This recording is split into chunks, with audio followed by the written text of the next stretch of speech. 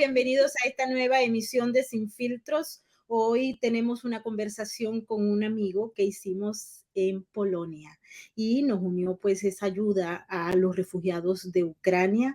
Nacho Trillo, él es empresario, es economista, pero sobre todo es un líder social que se ha destacado frente a otros por la consideración que tiene con la gente necesitada.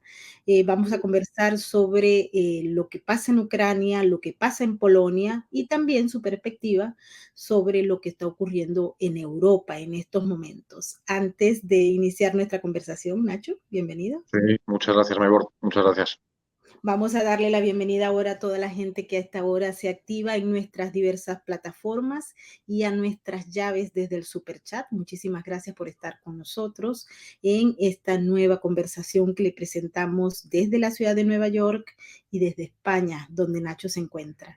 Hace apenas 2 días llegaste de Polonia.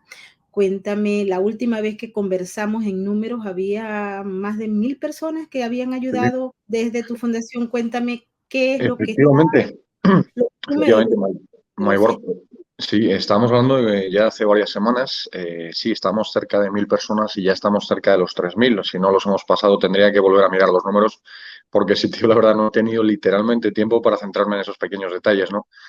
Pero la verdad es que notamos que hay un cambio de flujo, un cambio de orientación desde la inmigración, que hay mucha gente que nos está pidiendo cómo volver a Ucrania. Es decir, parece que ellos tienen cierta información de que el oeste de Ucrania es un sitio seguro. No me preguntes por qué, pero hay mucha gente que nos está pidiendo cómo volver a Ucrania, ¿no? Ha sido una locura, pero la verdad es que estoy feliz de poder ayudar a toda la gente a la que he podido llegar y sigo días y noches recibiendo mensajes de gente que está en Ucrania diciendo, Nacho, por favor, ¿nos puedes venir a rescatar? Digo, pero ¿cómo tienes mi teléfono, no? Y la verdad es que es gracioso, pero es duro, muy duro.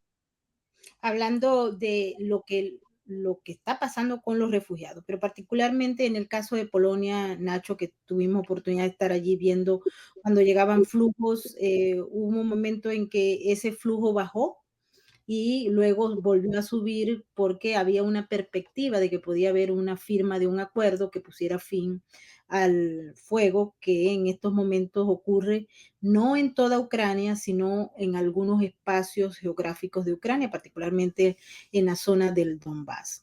Y también hemos visto, Nacho, eso que tú estás planteando y que parece raro, ¿no? Pero hay mucha gente que salió que quiere volver, comunicados de personas que llegaron a Berlín y se quieren regresar a Ucrania porque dicen que ellos pueden conseguir sus formas de vida en el otro lado de Ucrania que no está siendo tocado por la guerra. En tu análisis ya desde el punto de vista geopolítico y desde el punto de vista del conocimiento de estrategias de guerra, ¿qué tú crees que está ocurriendo en estos momentos en Ucrania? Primero que todo, yo siento que la desinformación ha crecido en un 1000% y la propaganda de los dos bandos.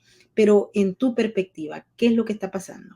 Bueno, como bien has dicho, Maybor, el tema de la propaganda está siendo la parte más dura de la guerra y está siendo un momento en el que nosotros, por lo menos en Europa, supongo que en Norteamérica, Centroamérica y Sudamérica, a lo mejor os llega la información un poquito más fidedigna, ¿no? O a lo mejor no. Pero aquí en Europa todo el mundo está tomando decisiones en base a lo que se lee y, por desgracia, está demasiado sesgado. Yo creo que la información tiene que ser libre. Para nada soy prorruso y para nada soy pro-ucraniano. Soy pro sociedad civil y para poder ayudar a toda esta gente, ¿no? Pero lo que ve uno cuando entra en Ucrania, cuando tiene conversaciones, no tiene nada que ver prácticamente con lo que se ha estado comentando, ¿no? Por supuesto que hay una guerra que desde mi punto de vista es una pequeña escaramuza porque Rusia no ha desplegado ni de lejos el potencial militar que tiene. La gente, pues bueno, ahora está vendiendo de alguna manera que Rusia está perdiendo la guerra. Rusia ha ganado la guerra desde el momento en el que entró. ¿Por qué? Porque él tenía unos objetivos. Esto ya no es cuestión de cuántos aviones, es decir, una guerra no se cuantifica una victoria por la cantidad de aviones o carros de combate derribados, se cuantifica realmente por el que inició la guerra, cuántos objetivos de los que tenía en mente al principio ha cumplido, ¿no? Entonces yo creo que la guerra realmente Rusia la ha ganado porque de alguna manera lo que va a conseguir es sesgar, dividir Ucrania, quedarse con la parte que le interesa, quizás sureste de Ucrania.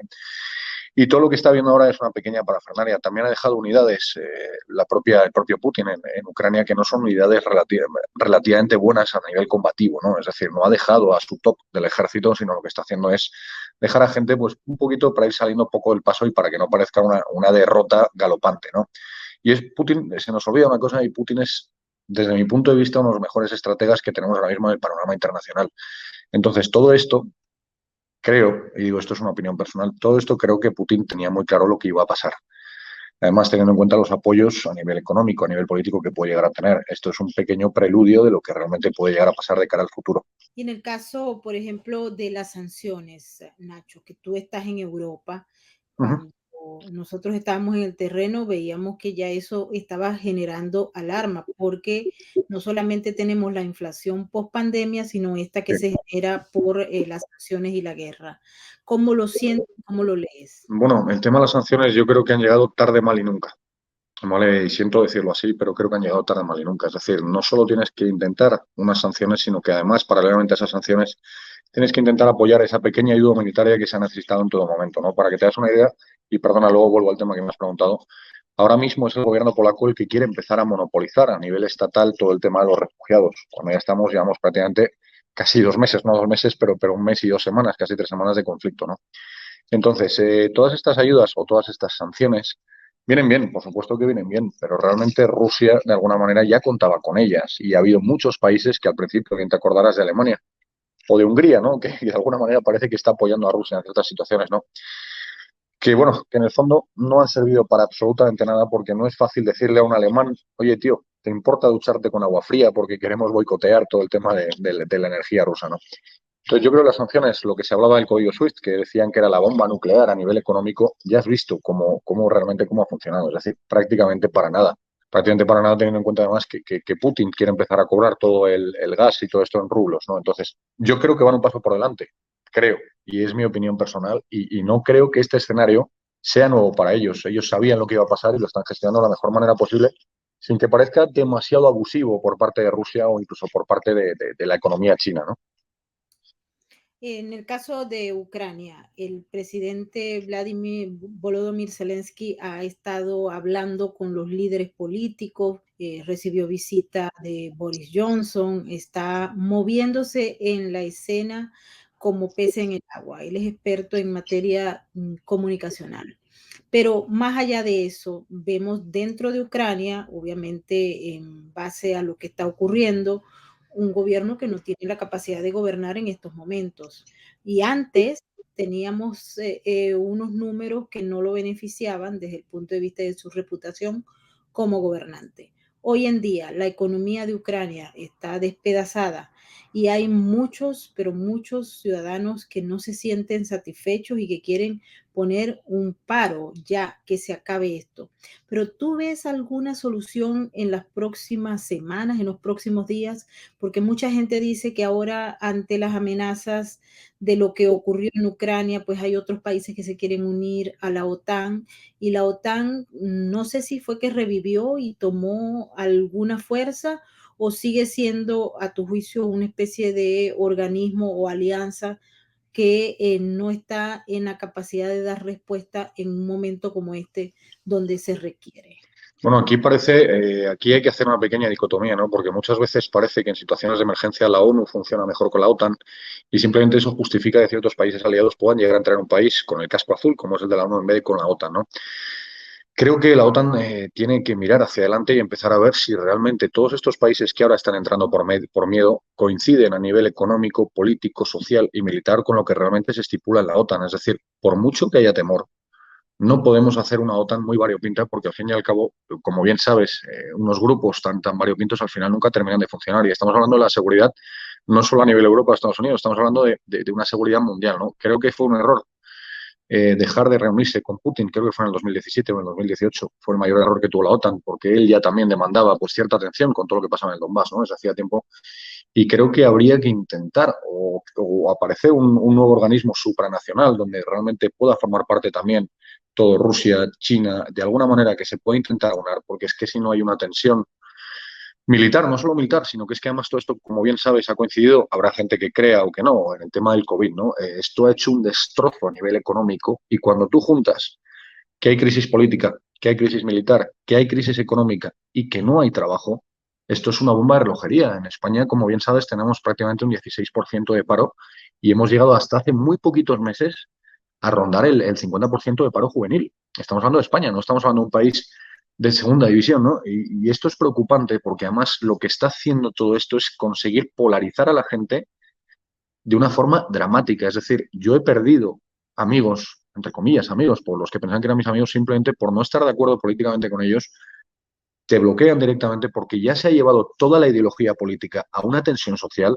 que es una auténtica barbaridad. Y yo creo que en los momentos así los dirigentes, como bien esto es justo en colación, volvemos con lo de Zelensky, ¿no? En momentos de crisis no puedes tener a gente que no haya sabido gestionar una crisis o gente que realmente no sepa cómo manejar los pocos recursos que ahora mismo hay o los muchos que se supone que vienen de la Unión Europea, ¿no? Entonces, desde mi punto de vista, en todas las crisis, no solo las políticas, militares, sino también las económicas, creo que debería haber un gobierno de emergencia que realmente pueda tener cierta fe o prueba de que realmente esta gente sabe cómo gestionar los pocos recursos que quedan, ¿no? Porque insisto en que la gente va a la guerra no solo porque se lo digan, sino porque si situación es terciaria, es horrible, tienes todo a flor de piel y al final lo que provocas es que la gente salga a la calle, que se mate a gente. Pues mira, pues no sé exactamente lo de Nueva York cómo ha pasado, pero al final todo tiene una relación y lo que hay que hacer es precisamente cuidar la base y la base es la sociedad civil. Y en ese caso, quiero que volvamos al tema de Polonia, que es el país de la Comunidad Europea que más refugiados está recibiendo. Pero tuvimos oportunidad de revisar los números que presentó el gobierno polaco y a todas luces los fondos que tenían previsto y que no estaban pensados ser usados para los ucranianos, sino que ellos tienen como una especie de fondo de reserva y eso no alcanza.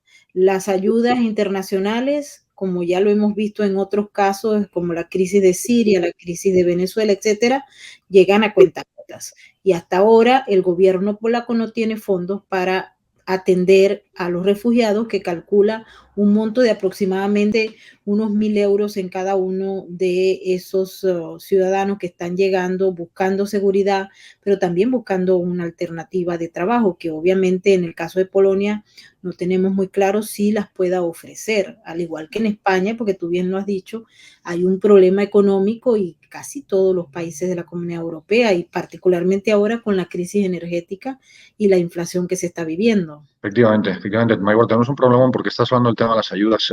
Para que te des una idea, te voy a poner un ejemplo muy claro de cómo están llegando las ayudas desde los países de la Unión Europea. Yo personalmente, seguro que ha habido camiones humanitarios para llevar a Ucrania, pero es que hay un pequeño problema porque, para que te das una idea, como bien sabes, bien sea en la estación central o en la estación este o la estación oeste de Polonia, digamos, de Varsovia, ¿no? O en la propia Cracovia, nosotros a nivel personal íbamos todos los días al supermercado para comprar 6 carros, porque en los campos de refugiados no tenían comida. Estamos hablando de decir fenomenal, todos esos millones de euros de los que se presume o que se jacta, ¿no?, de haber entregado entre un país y otro.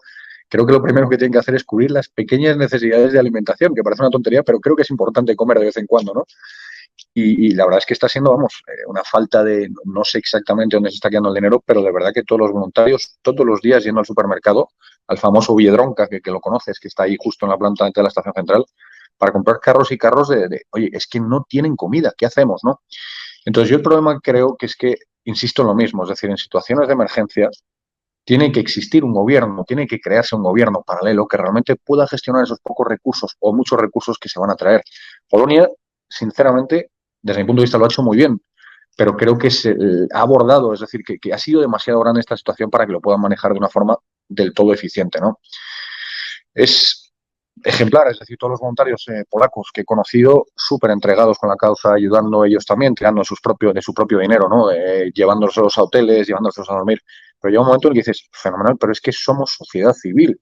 Es decir, aquí tenían que estar de otra manera, a nivel estatal, a nivel asociaciones, fundaciones. Y esto es lo que a mí me cuesta entender, porque ahora mismo, a esta semana, justo hoy estamos a martes, mañana en teoría el gobierno polaco va a tomar todas las estaciones y todos los campos de refugiados. Pero es que hasta entonces ha estado Nacho Trillo y un grupo de voluntarios y alguna asociación y ONG también gestionando absolutamente todo con nuestros propios recursos, ¿no? Entonces dices, macho, aquí hay algo que no funciona bien y si viene una crisis, está claro, si viene otra crisis más, que no vamos a poder gestionarla. No te hablo solo en Polonia, también en España, en Francia, en Alemania, en Reino Unido, ¿no? Porque no tenemos gente cualificada para ello. Y es una pena, pero siempre es la sociedad civil la que llega primero, ¿no? Y esa es mi opinión en cuanto al tema de los recursos de la Unión Europea, los famosos millones y millones de euros que venían. Yo no he visto cómo han llegado a parar de comer a toda esta gente. Y sí, porque también aquí se habla, por ejemplo, que el gobierno de los Estados Unidos, encabezado por el presidente Joe Biden, suministró recursos, no solamente armas que se están suministrando desde otros países, pero también desde los Estados Unidos.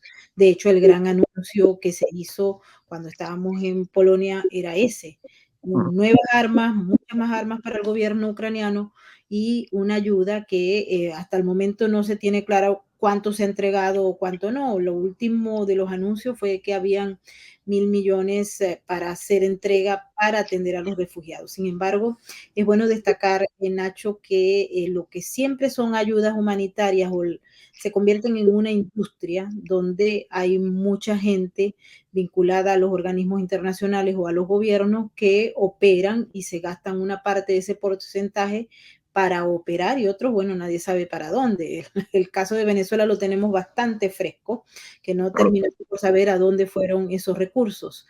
En el caso de los refugiados ucranianos, muy posiblemente vaya a ocurrir lo que pasó con los sirios, con los afganos y con otras crisis que ha vivido Europa por su posición geográfica, pero en América también lo tenemos. Y un ejemplo de eso es el caos que se está viviendo en la frontera sur de los Estados Unidos, donde no hay ley. Llegan miles y miles de personas diariamente y ahí nadie sabe exactamente quiénes llegan, cómo llegan y qué es lo que buscan también, ¿no? Los refugiados nosotros lo vimos con nuestros propios ojos, estuvimos con Nacho en la estación de Varsovia, estuvimos en Cracovia, estuvimos en Medica y obviamente en otras zonas ya en Ucrania y lo que veíamos era gente que buscaba alternativas. No se puede ahora ofrecer lo que se requiere, ¿no? Mira, hay una norma que siempre te dice cuando tú quieres ayudar a alguien, eso es el acrónimo de PAS, ¿no? Que es proteger, avisar y socorrer. Y aquí tenemos un problema y es que para ayudar a la gente primero tienes que saber ayudarte a ti mismo y ya en base a eso ordenar los recursos que tienes para poder desviarlos a lo que realmente se necesite, ¿no? Pero es decir, estamos hablando de una entrega de millones, millones de euros del momento, pero yo te estoy hablando de una cosa muy sencilla que es la comida que tenían en los campos de refugiados o en las propias estaciones, que es que no llegaba, ¿no?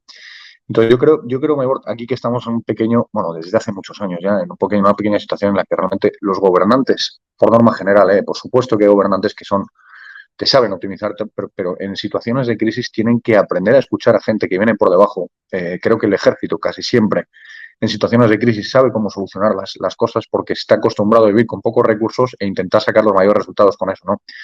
Pero creo que se debe intentar, de alguna manera, no militarizar la cúpula del gobierno en Polonia, pero que sí que escuchen de alguna manera cómo el ejército gestionaría esta situación. Porque es que si no es completamente inviable y esto se va a ir muy a largo plazo. Te estoy diciendo, como te he dicho antes al principio, que hay mucha gente que se está intentando volver a Ucrania. Pero esto significa que a lo mejor mañana otra vez vienen de vuelta, ¿no? Esto va por oleadas. Entonces, estamos viendo, el otro día estuve hablando con una persona de Hungría y me dijo, en la propia Hungría, que estamos hablando de un país, bueno, creo que conocerás Hungría, no te voy a comentar nada más, no lo voy a criticar, que no nos permitían visitar a los refugiados. Es decir, hablando con una persona que tenía 6.000 refugiados en una nave, me dijo, no, ninguno quiere ir a España. Digo, ¿pero usted lo ha preguntado? Dice, no, pero no me han dicho nada de ir a España. Digo, bueno, ¿pero usted habla ucraniano o ruso? Dice, no, no, pero estoy convencido. Vamos a ver. Digo, y si voy yo para allá, digo, ¿puedo acercarme y hablar con todos ellos para intentar facilitarles una vivienda en España o en Francia, donde sea, algo de camino, ¿no? Y realmente te das cuenta de cuándo no se quiere ayudar y cuándo sí se quiere ayudar, ¿no? Entonces, tenemos que intentar cambiar, tenemos que volver a lo que antaño nos ha hecho grandes y digo a nivel global, es decir, que son los valores, ¿no? Nos cuesta muchísimo ahora mismo. El otro día hablaba con una persona que me decía, ¿cuánta humanidad tienes, Nacho? Digo, vamos a ver, si soy humano, ¿cómo no voy a tener humanidad? Parece que es una característica inherente, ¿no? En la propia persona. Y la gente te dice, qué buena virtud tienes, que eres muy humano. Digo, hombre, por supuesto, ¿no? Es como decirle a un animal, ¿qué animal es? Claro que es animal, porque es animal, ¿no? Pero la verdad es que tenemos que intentar cambiar algo, tenemos que aprender de esto porque esto es una pequeña escaramuza de lo que pueda llegar a pasar de cara al futuro. Y está claro que la nota que yo pondría a la gestión a nivel internacional ha sido muy deficiente. Muy deficiente. Y ahora tenemos otro problema que se nos agrega y es China. China pues está apoyando a Rusia. ya no es un tartamudeo diplomático, es declaraciones directas de los jerarcas del Partido Comunista, donde dicen, bueno, nosotros nos vamos a sacrificar nuestro comercio, nuestras relaciones con Rusia y por tanto pues estamos allí en soporte. No sé si esto es cierto o no, porque la desinformación es muy bárbara, pero escuchamos que a través de terceros ya China está dándole una mano a Putin. A todas estas, Nacho, tú, economista que manejas muy bien este tema, hay la propuesta y ya se especula, y digo especulación entre comillas porque hay mucha gente que lo da como un hecho, que está surgiendo por la crisis de Ucrania un nuevo orden que se está fortaleciendo y ese nuevo orden está en los países de Eurasia y no necesariamente en Occidente, que saldría a todas luces perjudicado por todo lo que se está dando y hay algunas decisiones que han sido equivocadas porque se tomaron en base a la pasión del momento y no en base a las consecuencias que podrían traer esas decisiones. ¿Cómo ves ese proceso a futuro? Porque yo particularmente lo veo muy complejo y con una China fortalecida a través de todo este sistema, no creo que los occidentales tengamos mucho que ganar. Bueno, como bien sabes, a nivel económico ya se lleva pues prácticamente 20 años avisando sobre lo que realmente podía ser China, ¿no? El dragón durmiente, ¿no? Creo que el nuevo orden mundial, el que todo el mundo habla, el famoso NOM, ¿no? Toda la gente está hablando siempre de los mismos nombres, ¿no? Bezos, Gates, Soros, todo esto parece que está enfocado a ese tema, ¿no? Y esto, desde mi punto de vista, creo que es un pequeño preludio y ya se lleva tiempo avisando de cómo puede cambiar el orden mundial, pero a nivel económico, político, militar y realmente, como bien sabes, tanto tu propio país, que es un claro aliado de lo que pueda ser un país que es riquísimo, es decir, Venezuela es un país que me parece que es de los países con mayor recursos que hay en el mundo, ¿no? Y al final lo que se va a hacer es, desde mi punto de vista, fortalecer las economías, la china, la rusa, también, pues lógicamente Venezuela. Y bueno, cambiar el orden mundial y al final de alguna manera nosotros, como bien sabes, no solo los europeos, sino también toda la gente de habla hispana, somos gente pasional, pero somos poco estrategas por norma general, ¿no? Nos dejamos llevar por la buena vida, nos relajamos cuando las cosas nos van bien, en vez de preguntarnos por qué nos han ido bien y replicarlo en diferentes cosas, ¿no? Y los chinos, los rusos no tienen nada que ver. Es decir, los chinos no tienen ningún problema en trabajar un sábado, en trabajar un domingo. Es decir, llevan intentando cambiar, como bien sabes, solo tienes que atender a los datos de la economía china, cómo ha ido creciendo todo este tiempo, ¿no? Cambiar el orden mundial, pero a base de trabajo y de valores sobre el trabajo. Un chino no pierde el tiempo con sus comidas familiares los domingos. Un chino lo que piensa es que está en este mundo para producir y producir, producir, producir y crecer a nivel profesional, ¿no?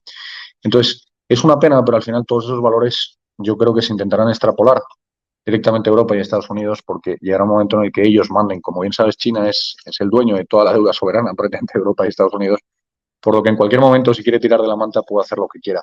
Entonces, lo que nos queda a nosotros es intentar mantenernos firmes, mantener nuestros valores, no solo a nivel político o a nivel militar, sino también a nivel personal, porque lo que no podemos hacer es renunciar a nuestras pequeñas vidas, ¿no? El otro día hablaba con una persona que me decía que el orden mundial es una nueva lucha entre el bien y el mal, ¿no? Yo no creo que sea el bien y el mal, simplemente son como siempre, como te dije la última vez, nosotros tenemos los libros en nuestra biblioteca que hemos elegido tener, ¿no? Pues ellos consideran que lo oportuno es ser de esa manera y nosotros consideramos de otra. Está claro que a largo plazo les va a acabar dando la razón a ellos, ¿no? Y bueno, sí, desde mi punto de vista creo que nos vamos a acabar supeditando a ese tipo de economías en los próximos 20 años, vamos, sin duda alguna. Y en este caso perderíamos el sistema de libertades que hemos estado defendiendo y en el que creemos. Por ejemplo, pues hemos visto cómo se está manejando e impulsando desde el poder, y hay que decirlo así, desde el poder, una agenda que va contraria a lo que nosotros mismos somos. Y hay mucha gente que todavía no ha entendido el verdadero centro de discusión que hay acá y el verdadero centro de lo que se está moviendo detrás de todas estas estructuras. También quisiera hablar sobre el tema de la opinión pública, porque como bien hemos dicho, en la guerra lo primero que muere es la verdad. Y en el caso de Ucrania, toda esta agenda que se ha venido trabajando no solamente durante la pandemia, después de la pandemia y ahora con la guerra, y ahora nuevamente parece que vuelve a venir la pandemia. Es decir, estamos planificando agendas de agendas, pero el papel o el rol de los medios de comunicación y de las redes sociales ha sido crucial para una parte de los que están peleando, y muchos se sienten manipulados, atosigados o con el objetivo de que nadie cree nada de nadie. Es decir, se perdió la credibilidad y se está perdiendo el sentido de lo malo y lo bueno, motivado, entre otras cosas, a estas consecuencias del rol de los medios y de Has las... dicho una cosa, Maybord, perdona, has dicho una cosa muy interesante, y yo el tema de que se haya perdido la credibilidad en ciertas instituciones no me parece malo, es decir, me parece hasta bueno porque muchas veces el cambio viene del inconformismo, ¿no? Y es bueno que la gente se despierte y que vea que hay ciertas cosas que no son como nos pintan, ¿no? Y creo fundamental, como bien has dicho, que la gente empiece a desconfiar de lo que nos viene. No te estoy hablando de ninguna cosa, simplemente el tema de los medios de comunicación, cómo todo está sesgado para que de alguna manera podamos pensar de la misma manera. Todo aquel que piense de una forma distinta, en España pasa igual, como bien sabes. Es decir, eres un fascista, digo, vamos a ver, que yo respeto todas estas cosas y respeto lo que piensas, pero no tengo ningún tipo de problema en respetarlo y en charlarlo, ¿no? Pero lo que están haciendo es adoctrinarnos ya desde hace muchos años. Es decir, ya no hay libre pensadores, hay pocas mentes que realmente puedan pensar, tener ese pensamiento crítico que hoy en día necesitamos. Pero esto Maybord, no me preocupa porque es algo que se ha ido repitiendo a lo largo de la historia y es ahí donde realmente salen los líderes. Los que empiezan a cambiar, los que empiezan a dar confianza a la gente y dicen, oye, pues este tío a lo mejor sí que es interesante, o esta mujer sí que es interesante escucharla porque tiene un pensamiento crítico y encima lo está demostrando, ¿no? Es delicado, Maybord, pero yo creo que siempre hay que dar una pequeña resistencia entre la gente que es crítica y esa muchas veces ayuda a abrir los ojos. Siempre desde el respeto, insisto, yo no tengo ningún problema en el que la persona que piense en toda la Agenda 2030, luego la 2040, luego seguiremos a 2050, 2060. Todo lo contrario, es decir, esta gente no ha elegido lo que realmente piensa y seguramente tampoco piense lo que ha elegido. La mayor parte de ellos, la gente oye, ¿tú te has leído la Agenda 2030? Sí, no, oye, ¿qué crees que puede? No, es que vas en contra de la inmigración. Digo, no, para nada. Sí, yo creo la inmigración, pero creo que tiene que ser una inmigración de una manera distinta, ¿no? Cualificada, porque en España, pues, por ejemplo, tenemos el 16% de paro, como ya te he dicho, ¿no? Oye, el feminismo, no, resulta que yo soy el que más respeta a las mujeres, no tengo ningún problema.